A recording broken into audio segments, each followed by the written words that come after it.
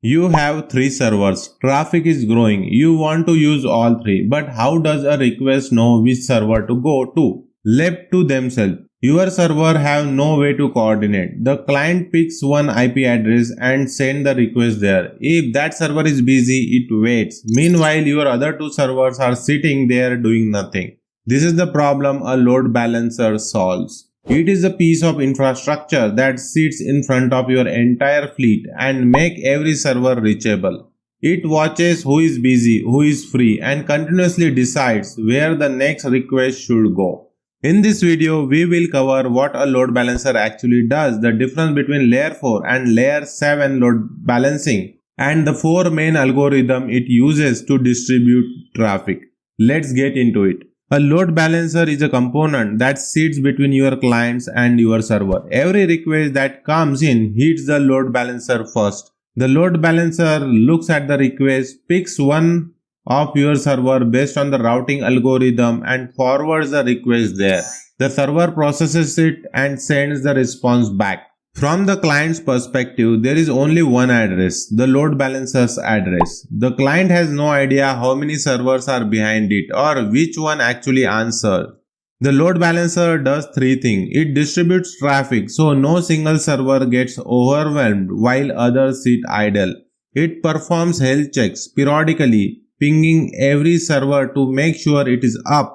And if one goes down, it stops sending traffic there automatically. And in some configurations, it terminates TLS, meaning it handles the encrypted connection from the client so your application servers do not have to. Stick this in your brain forever. A load balancer is the front door of your distributed system. Every request enters through it. No server is ever directly reachable from the outside. Think about the host at a busy restaurant. Customers walk in. The host checks which tables are free, which waiters are busy, and assign each group accordingly.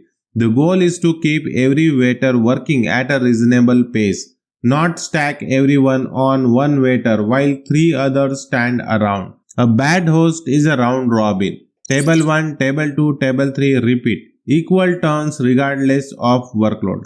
A smarter host watches the floor. If table 1's waiter is juggling 5 orders and table 3 waiter just finished their section, the next group goes to table 3. That is the least connection algorithm. Now imagine, some customer booked a full birthday dinner while others just want a quick lunch. The host routes them to a different section based on what they need. That is a layer 7 routing. The host knows something about the request, not just that request arrived. And a host who calls in sick is a disaster. The whole restaurant backs up.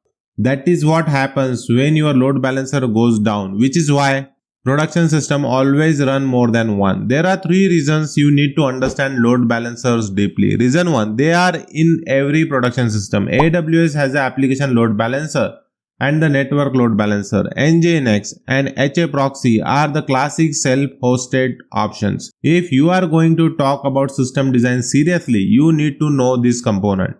Reason 2, they come up in almost every system design interview. When you say you will horizontally scale your app servers, the interviewer immediately asks how traffic gets distributed, how load balancers are the answer, and knowing the details, layer 4 versus layer 7 and algorithm choices signals that you understand distributed systems, not just buzzword. Reason 3, choosing the wrong type or algorithm causes real production problems. Routing stateful session through a balancer that does not support IP hashing breaks login. Sending all API traffic to one server because your algorithm is misconfigured defeats the entire point. Here is where we are going. The position diagram shows the load balancer sitting between client and app servers with the shared cache and database behind the app tier. All traffic enters through one door and gets distributed to the fleet, and the fleet reads from the shared state. Now let's look at the 2 types. Layer 4 load balancing operates at a transport layer. It sees the source IP address, the destination IP, the port, and the protocol, TCP or UDP. That is it. It does not open the packet and read what is inside. It routes based purely on network level information. Makes it very fast and it works for any TCP UDP traffic, not just HTTP. The trade-off is that it cannot make content-aware decision. Layer 7 load balancing operates at the application layer. It reads the full HTTP request, the URL path, the headers and the cookies. Request to /API go to your API server pool. Request to /static go to different tier.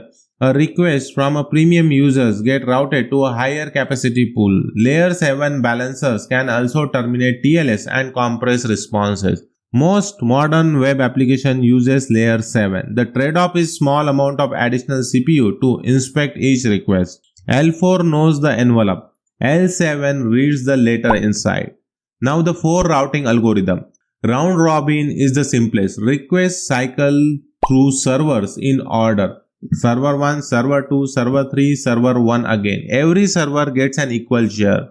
Use this when all your servers have identical specs and requests are roughly the same cost.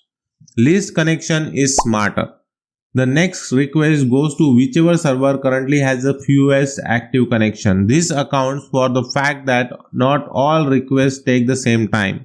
A server handling a slow database query stays out of the rotation until it finishes. IP hash uses the client's IP address to determine which server handles their request always. The same IP always maps the same server. This gives you session stickiness without your application needing to support it. Use this as a temporary measure if you cannot make your service fully stateless yet. It is a band-aid, not a solution. If that server goes down, those users lost their session. Weighted. Let you tell the load balancer that server 1 has 4 times the capacity of server 2 and 3. The balancer sends 4 requests to server 1 for every one it sends to the others. Use this when your fleet is not uniform. For example, during a migration where some servers are newer and more powerful. I want to be honest with you about something most courses won't tell you. The good news, load balancers are remarkably reliable. Managed services like AWS, ALB handle health check automatically, scale their own capacity as traffic grows, and give you detailed metrics for free. The bad news, the load balancer itself is a single point of failure if you run only one. Production system run 2 in an active-passive or active-active pair with DNS failure. And layer 7 balancer inspect every request. So for every high throughput system, millions of requests per second, that CPU cost adds up. At that point, you may need a layer 4 balancer in front of your layer 7 balancer.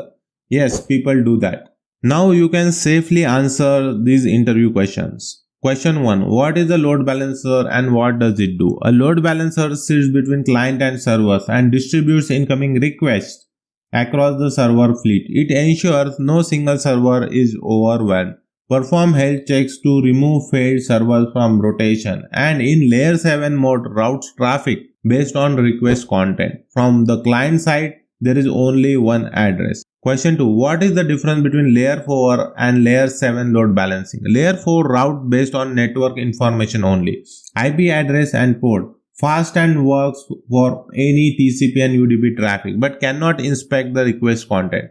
Layer 7 read the full HTTP request and route based on the URL path, headers or cookies. Most web applications use layer 7 for intelligent routing and TLS termination. Question 3. When would you choose IP hash over round robin? IP hash routes the same client to the same server every time, giving you session stickiness without application level session sharing. Use it as a short-term fix for a stateful service you have not yet migrated to a shared session store. Round robin is the right default for the stateless services. Know those three and you have covered the load balancer questions from every angle an interviewer will approach it.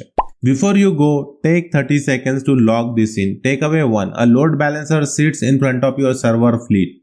Distribute all incoming traffic and automatically removes failed server from rotation. It is the front door of your distributed system. Takeaway 2. Layer 4 routes by IP and port. Fast and protocol agnostic. Layer 7 routes by request content. Smarter, more features, slightly more overhead. Most web apps use layer 7. Takeaway 3. Round robin is the default. Use list connections when request duration varies. Use IP hash only as a temporary fix for stateful services. Use weighted when servers have different capacities. Choose the right algorithm and the right layer. They are not the same decision. In the next video, we are covering database replication. What happens when one database is not enough, how read replicas work, and the trade-off that comes with keeping multiple copies of your data in sync. Hit subscribe so you don't miss it. Playlist is in the link below. See you in the next video.